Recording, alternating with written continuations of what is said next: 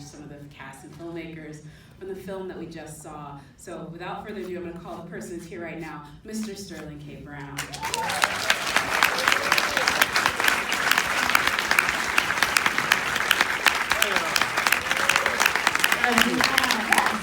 Trey Edward Shults, director, and Kelvin Harrison Jr.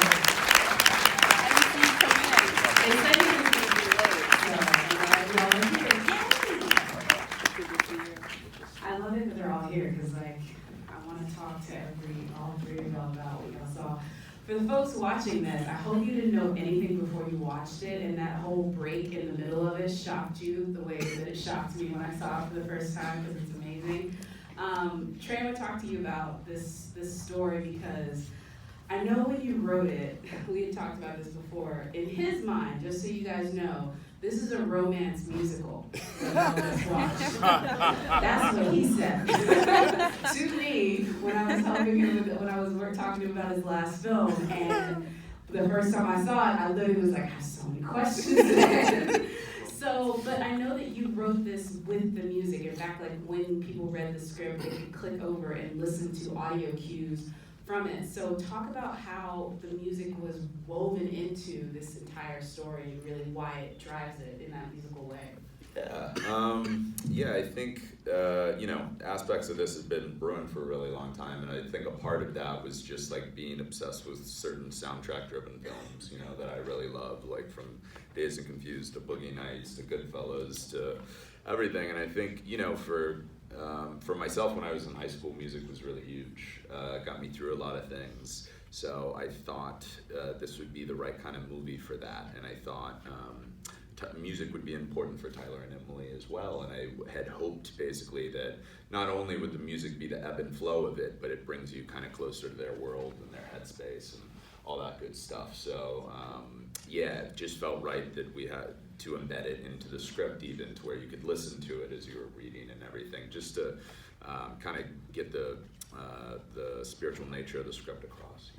Yeah, and it really does, because it's like another character in the film in a lot of ways. And Kelvin, I'm going to bring it to you in a minute because, let's be honest, he handed you the script before anybody else did, probably before even maybe the embeds were done. But Sterling, this is how you got the script, was with all those cues. So talk about it, because I know you said that it really took you to a place when you first read it. Yeah, first and only experience that I've ever had of reading a script and being able to hit a button and listen to the song that the director, writer wants to underscore the scene, so that you have a real sort of idea of the propulsion of each scene as you're reading it, right? So you have with the words on the page, but then you got Kanye coming in underneath it, and you're like, okay. So that first half, even in reading it, you're like, there's this roller coaster that keeps going up, and at some point in time it's gonna go down. And you're like, please don't go down, roller coaster, please. And then at some point in time you see it's like, whoosh, right? And then the second half of the script is much more languid. There's breath. There's a greater degree of breath in the second half of the film because you now shift perspectives. It's Emily's perspective rather than Tyler's perspective. I've never encountered it, and it was one of the things that I was like, okay, because I was shooting This Is Us at the same time, and I knew they were going to go into production. But that initial read, not only the music, but the pops of color that he would have in the script. There would be words like beauty or love that would just be in this gigantic rainbow font. And then it would go back to just, Curry 12 point, whatever it is. And so I'd never seen anyone just sort of there was a real care and feeling to the reader of the script. Recognize, I want you to see and feel the experience that I had creating this thing off the page so that you know that what you're getting yourself into. And it was a really visceral read. And if I don't think that the read were as visceral as it were, I probably would have just been like, oh, it's nice, I'll move on. But there's something that captivated you from the page because it was a complete experience. It wasn't just the read, you felt everything. I almost feel like if he had scratch and sniff, and I could smell salt water coming off the thing, he would have incorporated it, but next film. Trey's taking notes for his next film. No, that is, I downloaded the script today and we didn't get all the cool fonts, I will say that. It wasn't that cool for online folks, but I think that's because you're the writer-director, so you don't have to feel as most writers do, taking the director's job away from them by being too visual. You're like, I got that job too, so I can go ahead and put that in there. So I get why it's such a unique experience. And then you kind of glossed over, which is, I know both for you and Kelvin, the break, if we will, when Kelvin has the most horrible thing that we could possibly see happen. That's a difficult thing to sign on for, I think, especially given, you know, the ideas and the themes that it's playing with. And I know both of you had a very eventful lunch where y'all talked about it, and then the result ended up a more collaborative script. So I want to talk to Kelvin and Sterling about that meeting where y'all discussed how y'all work to make this script what it is. After you, man. I mean, I would say that, where do I start? Well, I feel like I also have to start still. Trey gave me the option to play either role. And so when we first spoke about it, he was like, there's the brother in the first half that's a wrestler, and then there's a boyfriend in the second half, and you can play which one you want. I said was the more challenging part. And he said, it's the wrestler, because you're not athletic. And, I mean, we were seeking the truth in this movie, and that was the truth in that moment. And so, you know, going into it, you know, you didn't really know that this would be how it would plan out, but there was no awareness at first for me that it was going to be it was going to be a black thing. Mm-hmm. So once we finally got the script, there were conversations about that moment so that we don't lean into the cliches or the stereotypes that could so easily be happen that way. But yeah, so then I met with Sterling, and I feel like he tells the story better than I do, so I'm gonna let you tell the story. Wait, before I tell my part of the story, you have to tell me this, because I talked to Trey on the phone first, and I told him the concerns that I had about that crucial moment in the script. And we talked about it. He was so open and so easy. There was no ego about the conversation. He's like, I want this to be something where everyone feels comfortable, because I don't want to lose my audience at the halfway point. I want to make sure that they continue with the story through to the end. And he said, maybe you should talk to Kel. Do you think that would be a no? And I was like, yeah, let me talk to this brother, see what he got himself into. But what I want to know is, what was the conversation between you guys before I had my conversation with Kelvin? Oh, that's a good one. Good question. I mean, it was ever going, you know, because like when I first started writing, we were doing these mini therapy sessions and like talking about our past at that time and relationships with our fathers and mothers and girlfriends and siblings and pressures and all that good stuff, and commonalities and differences in our experience. So it started there, and then Kel got the script like 8 months before we started shooting. I mean, I don't know. I don't even remember exactly which discussion was the right, you know what I mean? Because it was always happening. I just knew it was going to be a risk, and I knew it was going to be scary. And I remember, like, I called Trey, he was at Epcot, and I was like, all right, maybe now's not the time to talk about this. But, you know, this is a big moment, and with that comes a huge responsibility. Now, I have to wrap my head around that as a young person as to what am I getting involved in, and how are we going to do it to tell it the most honestly as possible, because we're not exempt from that moment. Like, we're human beings, and anyone's capable of going to that place. So how do we tell it responsibly, and how do we make sure we understand how that boy got there? And so all those elements were there. We just had to make sure we fleshed them out, and we're very careful and very specific about it. So I was nervous, but I know the boy's a boy, so I just had to give him permission to be a boy, you know? Yeah, no, and I'm with you. And I think the thing that was my concern is, like, he's not just a boy now, he's a black boy. And he's a black boy in America, and that necessarily changes the way that the audience will experience this scene and this journey. And I just wanted to make sure that we were going into it with eyes wide open, recognizing that it's like, it is a cool artistic experience. It is going to be something I think that could be really wonderfully fruitful, but that once you do it, it now belongs to the audience, and they're allowed to interpret it and experience however they see fit. Right? And he's like, yeah, I hear what you're saying. This is us at our lunch. Kelvin's like, yeah, I hear what you're saying. Like, my dad thinks it's pretty crazy. He didn't know. He's like, I don't know what you're doing. I don't know how that's going to happen. Right? And then he said, but it's a really good part, right? And I said, yeah, man, it's a good part. And he said, well, should I not do it just because I'm black? And I was like, oh, snap. Like, he flipped it on me, right? And I mean, I was scared. You know, a young black man takes someone's life halfway through this movie. And I didn't want it to be a negative portrayal. I wanted it to be a portrayal of a beautiful soul who lost his way and made a terrible mistake. And I think to Trey and Kelvin and A24's credit, like, I think that's what we created, right? And I felt like the fears that I had as a parent, as an actor for Kelvin, I was like, we're akin to the fears that this dad, Ronald, would have for his son, Tyler. And I thought at first it was a reason why I shouldn't do it. And then I realized, like, no, that fear, use that. Like, that fear makes him love the way that he does. That fear makes him hold on really, really tight because he already knows what it's like to have lost his first wife, you know, to a drug overdose. And so now family is this thing that we're given, but it's not promised forever. And you have to make sure that you cultivate it the way that you know how to, right? Otherwise, it can fall away from you. And so he holds on real tight and actually winds up causing that thing to a certain extent that he feared most because his son never felt as if he could come to him and share the difficult parts of life, right? The conversations between us were like me speaking at him. They weren't like a dialogue between two people who were trying to learn from each other. And so for me, what was important was not that he come off mean or be likable or unlikable, but that he be understood, that you can understand why he loved his son the way that he did. And then there's a moment of learning in the second half of the film because of the tragedy, which I really prize, because you see him show strength in a different way, that vulnerability is as strong, if not stronger, than trying to maintain some sort of tough exterior.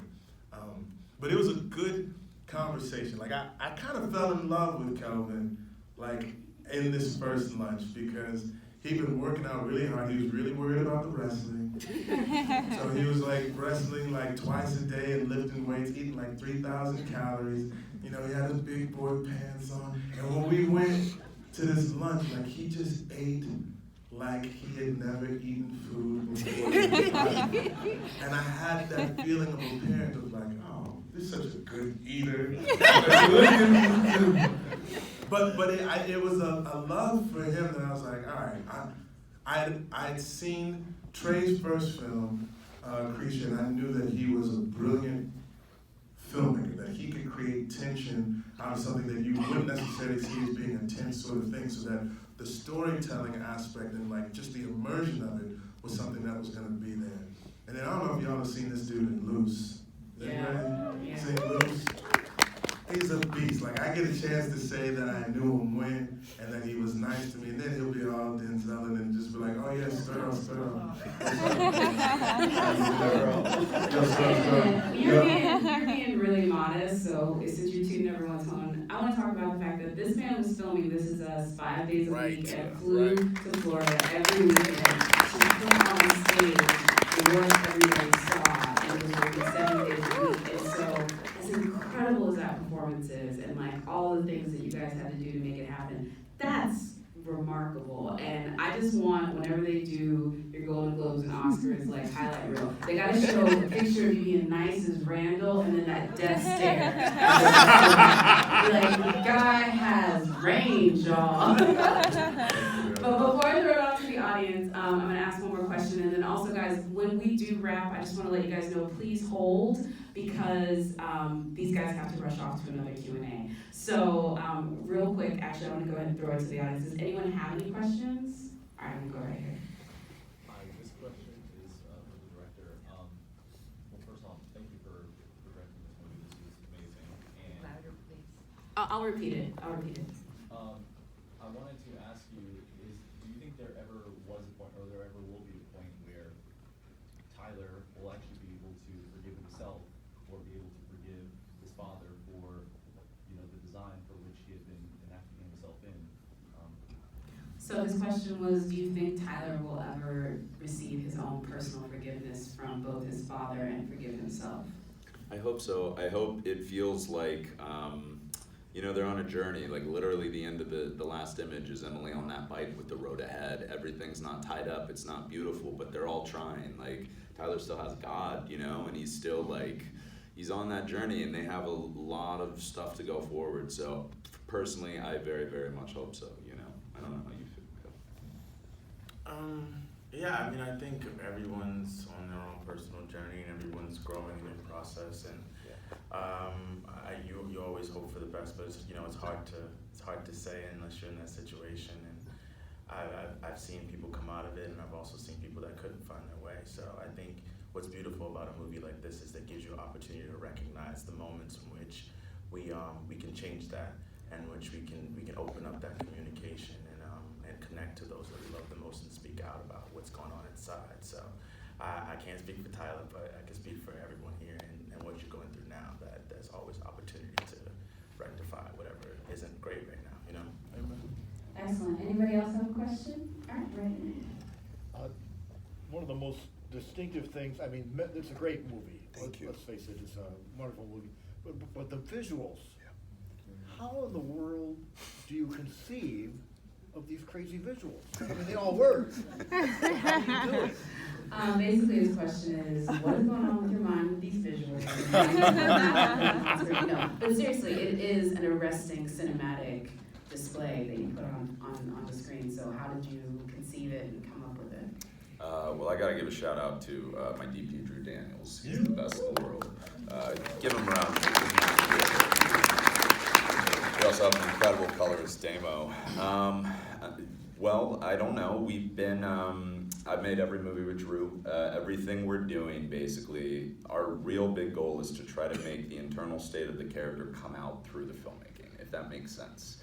All motivations through camera movement, through aspect ratio, through the sound and colors and everything is just to bring you closer to their experience and their headspace. So if that's spinning through a car, with Tyler and Lex on the bridge, it's because that's how their relationship feels, and that's how Ty feels in that moment. It's that their love is like a bottle of fire, and it's chaotic and beautiful, and it feels like that to be free in your car at that age with the person you love. So that's one example I give. But then everything throughout the whole movie, it's really just to bring you close to Tyler's headspace and then Emily's headspace, and we're drawing on that and then just pushing to make it as subjective and experiential as possible with everything we're doing. One of my favorite transitions in the film is when you in the first half of the film and Tyler's crying and then he looks into the camera, like kind of breaks the fourth wall for just a second. He's like, is he looking at me? Tyler?